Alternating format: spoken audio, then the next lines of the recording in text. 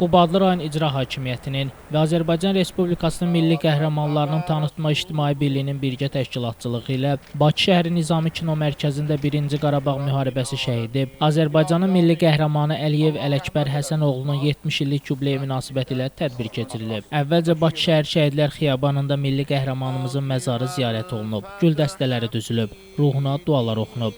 Daha sonra tədbir Bakı şəhər Nizami Kino Mərkəzində davam etdirilib. Tədbir iştirakçıları torpaqlarımızın bütövlüyü uğrunda canından keçmiş vətən oğullarının xatirəsini bir dəqiqəlik sükutla yad ediblər. Vətənpərvərlik mövzusunda şeirlər səsləndirilib, muğam parçaları ifa olunub. Tədbirdə çıxış edən Qubadlı rayon İcra Hakimiyyəti başçısının müavini Allahverdi Haqverdiyev qeyd edib ki, 1-ci Qarabağ müharibəsində Qubadlı rayonundan 238 nəfəri şəhid olub.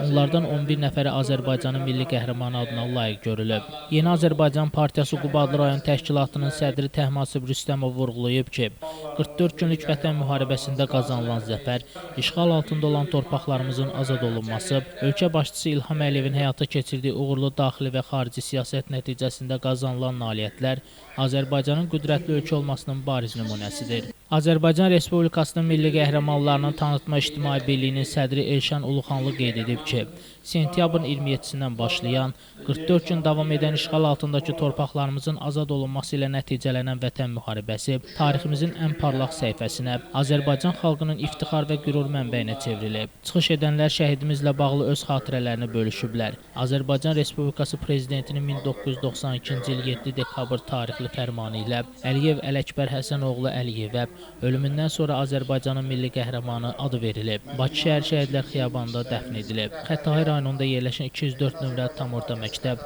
onun adını daşıyır. Evli idi. 4 övladı yadigar qalıb.